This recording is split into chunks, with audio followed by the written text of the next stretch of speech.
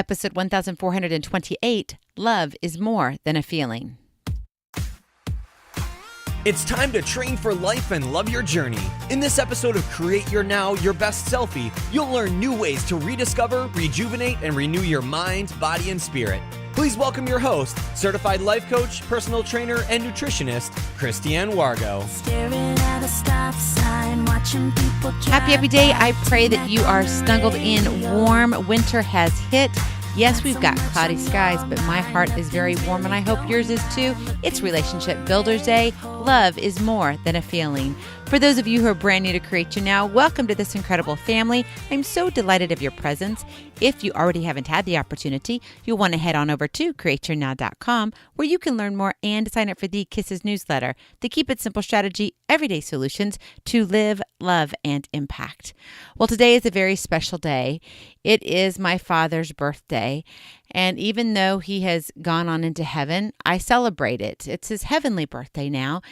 And I couldn't think of what I really wanted to talk about today on such a special day. And I thought, you know what? With him being a pastor, with him being a chaplain in the military, love is more than a feeling.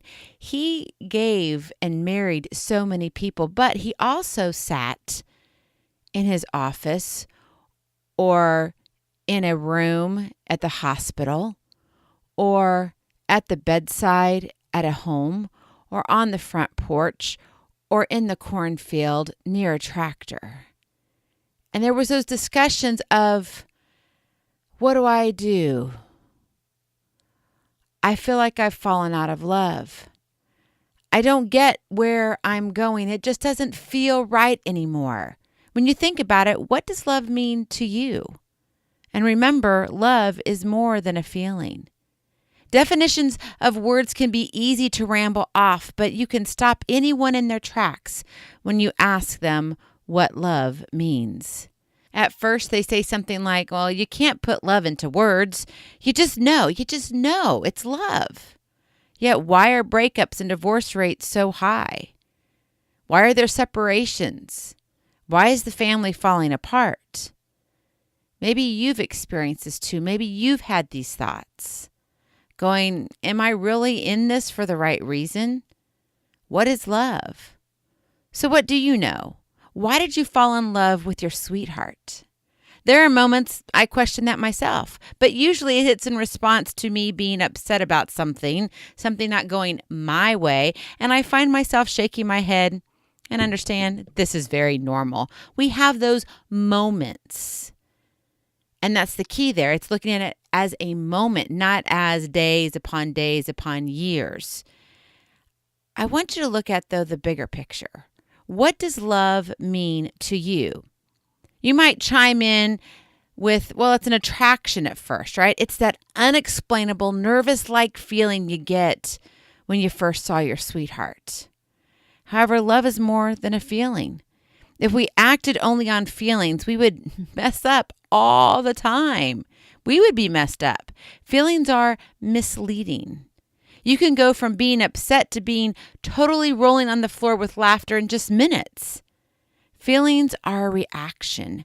What love needs is a thoughtful response. Respond, not react. That is your Kiss to Keep It Simple strategy. You got to respond, not react. But you know what? Most of us are what? Reacting.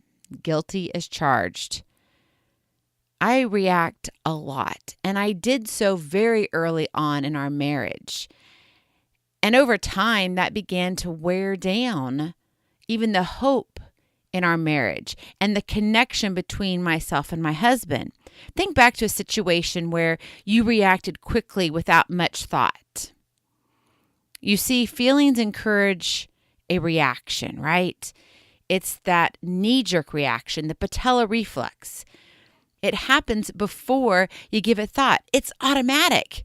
You know, you talk about being a robot. Well, that knee-jerk response, oh yeah, it's automatic. And so we just go, rawr. You know, it's that lion after that prey. A response, though, is careful, thorough consideration. It's thoughtful. You have time, right? Time is placed between the situation and your follow-up. This allows you to be more thoughtful as to your approach, a little less fight and a little more consideration, a little more respect. Respond, not react. That brings respect. And how do you do that? What does it really look like in the real world, in real life? Well, I can tell you, I was one who, I was the lion on the prey. I could be just totally exhausted after taking care of all the children, nursing the youngest one, homeschooling them, working in the community and volunteering at the church. I probably spent, and I kid you not, 15 to 20 hours a week minimum of volunteer hours at the church. And during the seasons of when I was actually conducting the Praise Kids group, I was basically almost a full-time volunteer. I would put in more than 40 hours of work, whether it was at the church or at home. I was always doing something. And that really bothered my husband. Not that I was working for the church on a volunteer basis. That's not it. It's that I was never around when he was finally around. And I didn't get that. I was like, well, don't you want me out there volunteering in the community? Yes, he did.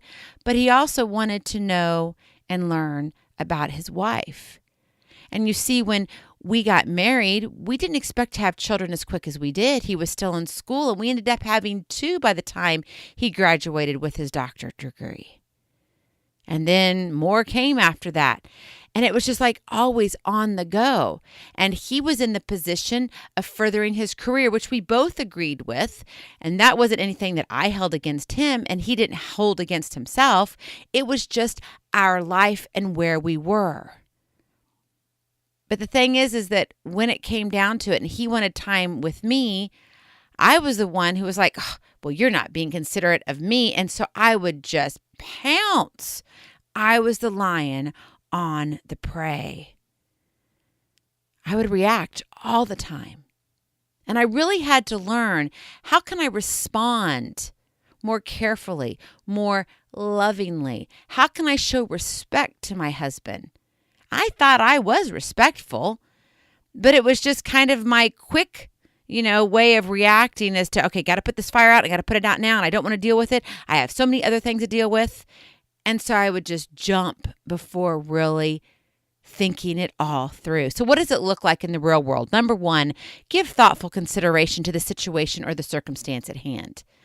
And what that means, honestly, is that you're going to think about it before you open your mouth or before you actually act upon what you're thinking about. Give yourself a time out. We give it to our kids. We put them in time out. A lot of times we need the time out. So give that space so you can have that thoughtful consideration. You can process it more. Number 2, look at the situation from all perspectives. You see, if I would have understood where my husband was coming from, I probably wouldn't have been the one to jump on him so quickly. I would have been like, oh, wait, okay, I get where you're coming from. So you want to spend time with me. How can we make that work? Instead, no, I was upset because I'm like, you don't want me to do this? This is good for the community. It's good for our children. It's good for our family. This is what I'm good at. And you want to take that away from me? I was being what? Selfish. Look at the situation from all perspectives. And when you do that and you give that space, you have that time to do that, to look at all the perspectives. And if you don't understand the perspective, then ask those questions so you get the perspective from the other person in the situation. And finally, number 3, respond with a heart-mind connection. It can't be just one or the other. You got to connect it together. Because sometimes if our heart just acts, it can be a mess. Sometimes if our mind just acts, it can be another mess. You got to meld them together. That's why we have our mind too. We're not robots. God did not create us as robots. We're not made just to react. In certain circumstances, oh yes. If we're fighting for our life, yes. But when we're in a fight for our marriage, we have to take a step back. We have to respond, not react. Love is more than a feeling. Love is an action. It's a verb. It requires us to do something, but not to pounce. It requires us to be respectful of our partner. So let me ask you this. How are you loving in your marriage? Where can you love more with responses and not reactions? As you go through your day, I want you to think about the situations that you're in. Maybe you'll be making lunch, and all of a sudden he'll say something to you, and you're like, oh my gosh, I just answered that like 2 hours ago. Okay, it was 2 hours ago. Would it hurt you to tell him again? I get it.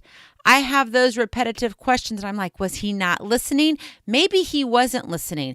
Maybe he was distracted by his phone, or he was distracted from a child. But you know what? You get that too. Maybe not as often. I get it. You're perfect, right? Okay, I'm not making light of the situation. What I am trying to do is to get real with you. And that is, love is more than a feeling. You have to be intentional when it comes to your relationship. Or I'm telling you, you'll be sitting on the porch or in the cornfield near the tractor or in the hospital at the side of the bed. And it'll be my dad there as you ask the question, what do I do when I've fallen out of love? You see, that's not a situation that I want you to be in. I was put in that situation.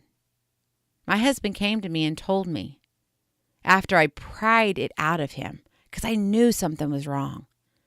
And I said, what is it? Would you just tell me? And I probably carried on for like 30 some minutes. I mean, it was tough pulling it out. And finally, he looked at me and said, I've fallen out of love. Love is more than a feeling.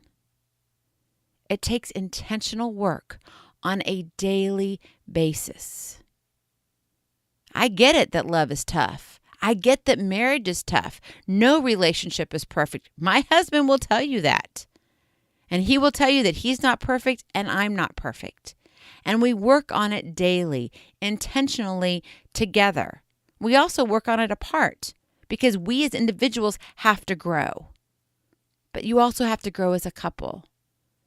Where are you in your marriage? How are you loving in your marriage? It's a question we all need to answer. And this is the season of love, right? It's Christmas. So I want you to ponder those questions. And if you're wanting to dig a little bit deeper, click on the link, take aim in the show notes. I have a free gift for you. It's a coaching call with me. I would love to walk beside you and help you where you are right now. I know it's tough. I've been there. I don't want you to have to walk alone. So if you're wanting and desiring that help, you don't know where to turn, you don't even know, you kind of want to keep it secret that you're even having these thoughts or you're having these struggles in your marriage, I get that. But you don't need to do it alone. Click on that link, take aim in the show notes. I look forward to hearing from you. Love is more than a feeling. Love is action. What action are you taking today? It's time to train for life and love your journey. I love you so very much. I cannot wait to see you on the other side. Blessings, hugs, and lots and lots of love. Have a beautiful weekend. We'll talk to you real soon. Bye-bye.